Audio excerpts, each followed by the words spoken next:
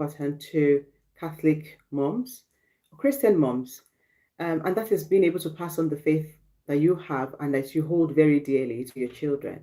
Now, when we were growing up, it seemed to be a little easier because we went to catechism, we we just followed the family traditions of going to mass, of praying, of saying the rosary, and all of that stuff.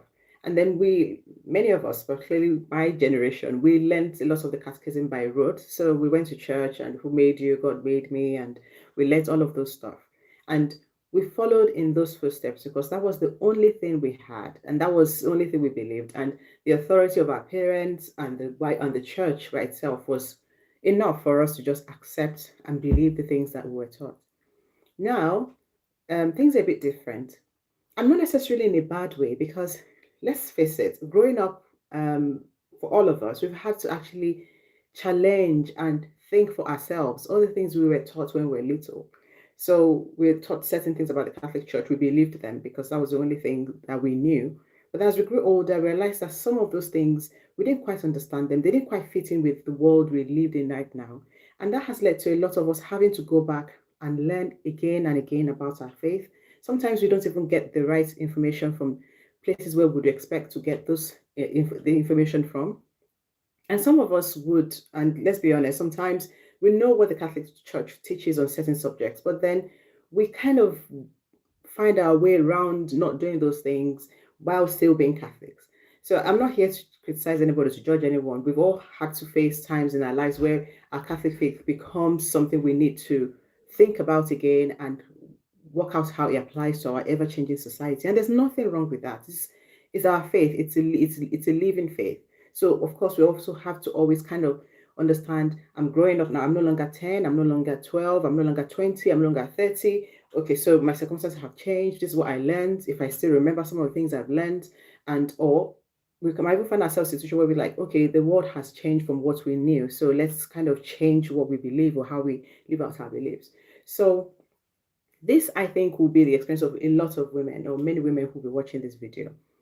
Now, we now have an age where children don't necessarily learn those things by rote.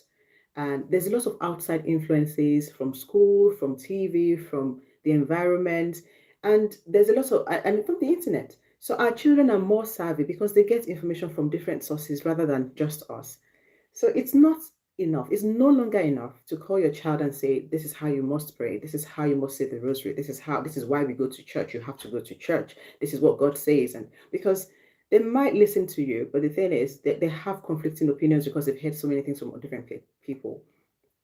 So how do you make sure that not only are you showing and teaching your child your faith, but you're teaching in such a way that they understand it, they accept it, and they live it out in their own present times. And when I say this, I'm not talking about your teenagers or your young adults. I'm talking about even children as young as 6, 7, 8, because the amount of information they're bombarded with right now is equivalent to the amount of information we were bombarded with, I don't know, maybe in our late teens or even early 20s, because there's just so much information on the internet and on TV and even at school. So this is my take. First and foremost, in order to be able to get your child to know, to love, and to live out your faith, you need to engage them. Don't come to them with, you need to know this way. This is the truth. Because there are different versions of the truth. We know that there's only the truth, but there's people parade their perspectives at the truth as well. So what makes your own option the truth, really? So this is what I propose. This is what I've begun to use with my children, and this is what I think is fantastic. First of all, you need to engage them. You need to understand that they are human beings that have their own minds and they have their own will, and we're not here to force our opinions on them or to push them into anything, because we know that if we do that, what will happen as soon as they have the opportunity to, they're going to throw those things away. We don't want them. We don't want them to go to church with us because they are young and they don't have a choice. But then when they become teenagers or when they become young adults, they don't go because now nobody's forcing me to do. We want them to understand why this is important. We want them to love it and we want them to live it out. And we want them to also, and this is very, very important, we want them to have the principles that they need and the foundation that they need so that in an ever-changing world, they're able to apply those principles even when you're not there.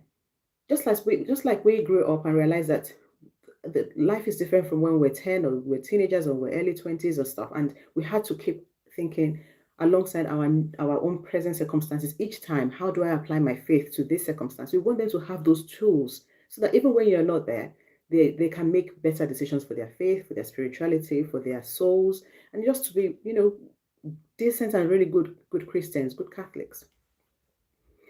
I propose that you have a guideline, first and foremost. So, in my own case, one thing I have found useful is using a children's Bible to start. So, why am I saying this? Because the faith is huge, it's humongous, there's so many things and so many aspects. Having something that guides you, like that's the heart that acts as a foundation, like a guide, just kind of helps you to direct your thoughts and their thoughts. And then, of course, you don't have to be restricted to those guidelines, they're just guidelines. So, you have children's Bible with basic foundations of Christian truth. So, how God created. So, for instance, you open any Bibles, will always start with how God created the universe. So, instead of teaching them, this is how God created the universe, He created this and He created that. Fine. They need to know that. And if you're talking to a 6, 7, 8-year-old child, she probably already knows that. He probably already knows that. So, but what you want to do is ask them about the world around them now. Don't just teach them from the Bible. Let them tell you, ask them questions like, what are the things you love about this world? What are the things you love about the environment? What are the things you love about people? And then when they start to tell you things like that, you lead them back to how God created that, how everything you see that is good was created by God, and how the world has evolved. The fact that he's given us intelligence, the fact that he's given us the ability to learn skills and to be creative are all um, part of his generosity in us sharing in his creation, in his own creative ability. And that leads them to think about God not just as somebody who created the world in 7 days, but somebody who created the world they are in right now, the world that they can touch, the world that they can see. They can relate it to the fact that there's the internet. So God gave me the skills, the creative ability, or gave some people the creativity to create, to start to develop the internet and all the things that they're watching on YouTube, on Roblox, all the things that they're watching on TV, all the things that they're able to create, the arts, the gymnastics, the sports, all of these things are based on the fact that God gave us the raw material, in quotes, to be able to do that and the skills to be able to do that. So now they're engaging with God on a different level, not just the level of somebody, one distant being who created the world, which is really difficult for anyone to fathom anyway. So we know He created the world, fine. But what does that mean for you right now? What does that mean for that child right now? And then you just watch their minds expand with excitement and with appreciation that, oh my goodness, somebody gave us the chance to be able to do this. Related to something they already do, related to a skill that they already have, related to something they're interested in. Let them talk to you about what they think about the environment around them, about the animals. If your children love animals, think of the fact that their animals, the animal that they like was created by God. The fact that we now have to care for them as part of our duty as custodians of the earth is something they already understand.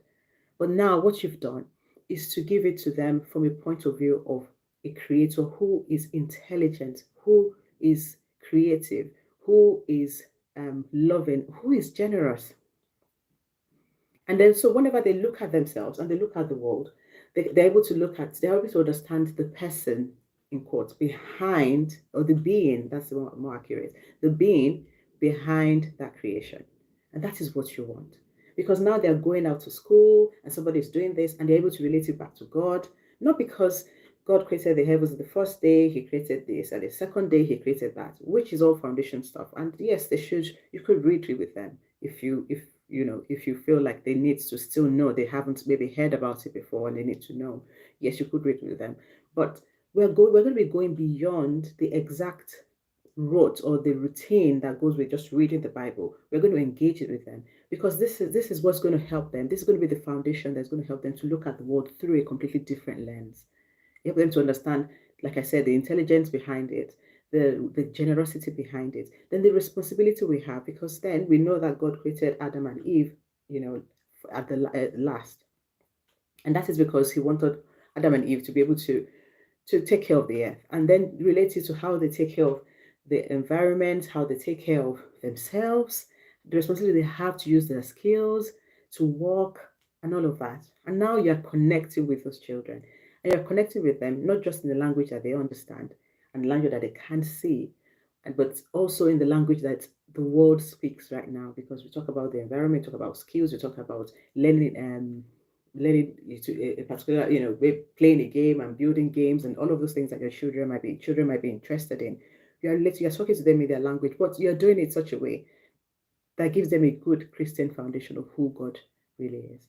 So if you start, for instance, from Genesis, you go on to original sin, and then you come back and you say, last time we had the discussion, we talked about all the wonderful things in the world. We talked about how God created the world and how He created us and how we ourselves share in that participate in that creative ability.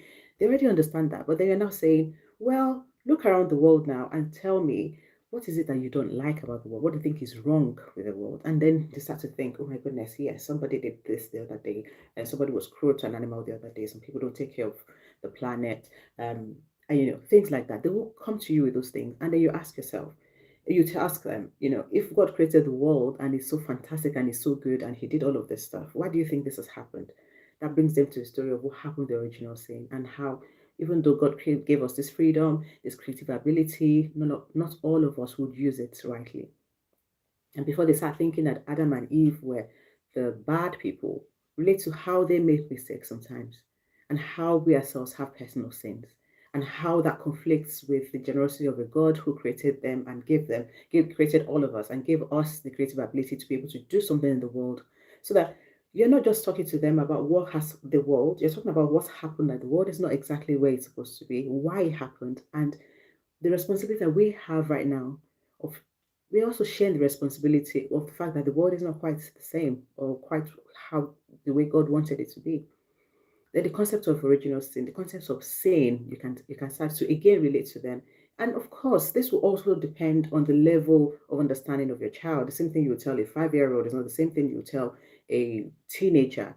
But you can already start to see how by engaging in the language of today, in today's language, you can connect with your child or your children in a way that explains real fundamental Christian and Catholic truths.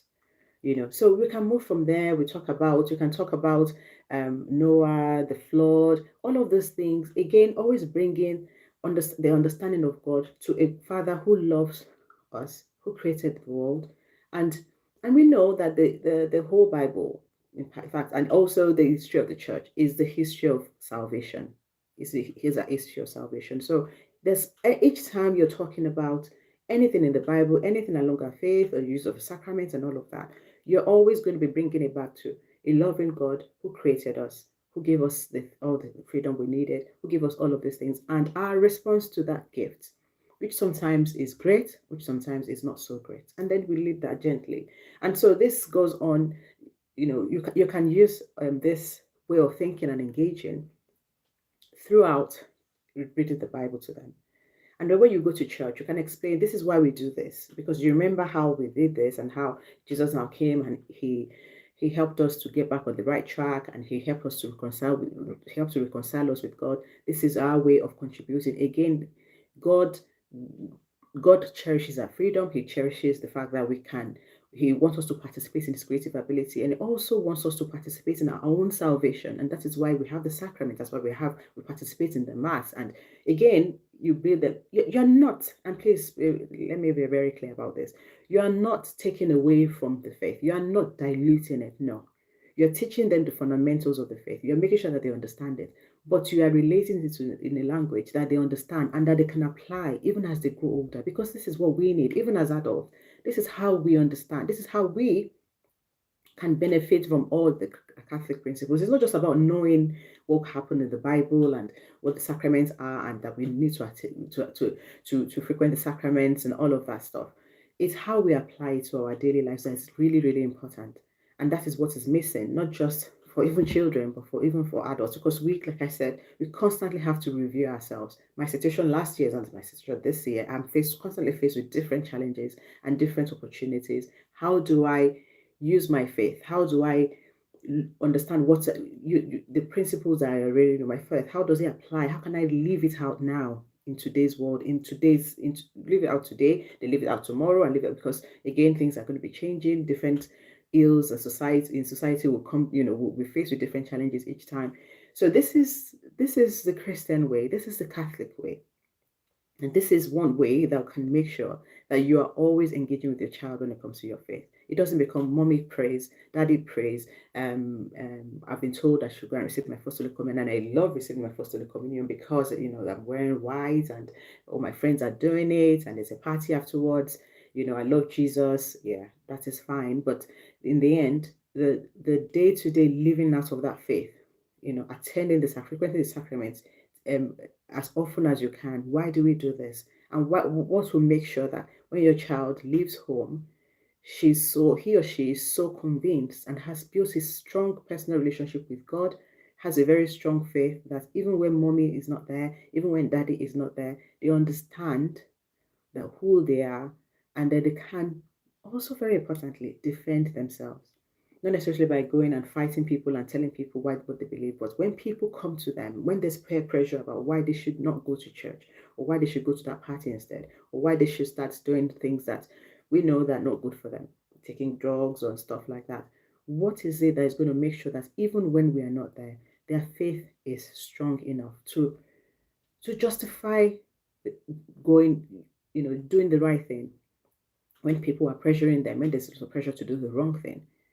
And this doesn't mean trying to explain to everyone why they're doing what they're doing, but be convinced in themselves. I don't need to do that, even if everybody says, even if I cannot explain to them, this is who I am. And this is not because mommy said it, this is not because daddy said it, because I love God, I understand God, I know my faith, and it's very important to me. So again, this is just my own take on how you can teach the faith to your child in today's world. Please remember, things are different. Things are so different from when we grew up. So our children are faced with different challenges. We can't approach Catholicism, the catechism, the teaching of our children, the same way we were taught. It's no longer enough. We need to do things differently, and this is one way I believe is going to be very helpful. So thank you for watching. I'm going to be sharing more tips, more insights into how to raise your children in the 21st century as a Catholic mom. Actually, you're going to be getting from this channel, you'll be getting a lot of information on how to conceive, raise, and care for your children as a Catholic woman in the 21st century. So I hope to see you on another video very soon. In the meantime, please like, share, and subscribe. And if you have any questions or comments, anything to add, anything you want me to talk about in the future as well, please put those in the comments, and I'll see you again soon. Take care and God bless.